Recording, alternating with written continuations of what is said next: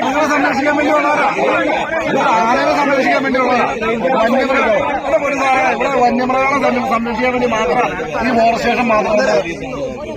ജനങ്ങളുടെ ജീവന സ്വത്തിന് ഒരു ഉപകാരമില്ല. ആളുകളോട് എനിക്ക് പറയാനുള്ളത്, കാരണം ഈ ഇന്ദിരാമ്മ ഇതിന് ഒരു 6 മാസം മുമ്പോടെ മരിച്ചു കഴിഞ്ഞപ്പോഴും പറഞ്ഞിരുന്നു, ഇതിപ്പോ തന്നെ ഞങ്ങൾ മുഴുവൻ ഫെൻസിംഗ് ഇടും, അങ്ങനെ ചെയ്യും ഇങ്ങനെ ചെയ്യും എന്നൊക്കെ പറഞ്ഞതല്ലാതെ ഒന്നും ചെയ്തു കണ്ടില്ല. ബഹുമാനപ്പെട്ട തഹസിൽദാർ ഇത് കൃത്യമായിട്ട് ശ്രദ്ധിച്ചു കേൾക്കണം. ഇന്നും നിരന്തരം മൃഗശല്യത്തിൽ, പ്രത്യേകിച്ച് ആനകളുടെയും മറ്റു മൃഗങ്ങളുടെയും ഒക്കെ ശല്യം മൂലം ജീവിക്കാൻ പറ്റാത്ത അവസ്ഥയിലേക്ക് ആയിരിക്കുകയാണ്.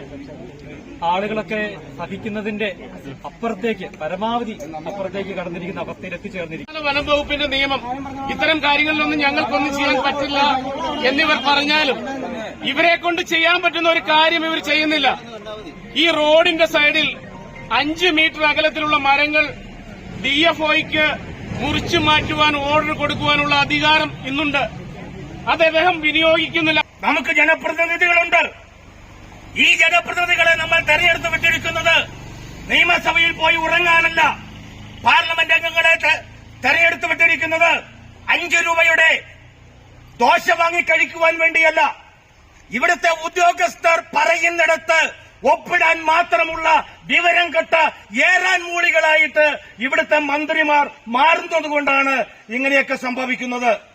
പ്രിയമുള്ളവരെ, അതുകൊണ്ട് വളരെ ശക്തമായ മുന്നറിയിപ്പ് നൽകുവാൻ വേണ്ടിയാണ് പോക്കറ്റിലിട്ടിട്ട് ജനങ്ങളെ വഞ്ചിക്കുന്ന, ജനത്തെ ഒറ്റുകൊടുക്കുന്ന ഈ നെറികേട് ഫോറസ്റ്റ് ഉദ്യോഗസ്ഥർ തിരുത്തിയില്ലെങ്കിൽ സമരത്തിന്റെ മുഖം ഇതായിരിക്കുകയില്ല എന്ന് വ്യക്തമാക്കുവാൻ ഞാൻ ആഗ്രഹിക്കുകയാണ്. നിന്ന് ചെമ്മൻകുഴി വരെ പുറകോട്ട് നടന്ന സമരം നടത്തിയിട്ടുണ്ട്.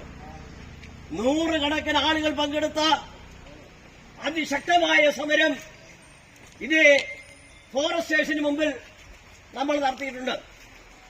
പക്ഷേ ഇതിനൊന്നും ഫലം കണ്ടില്ല.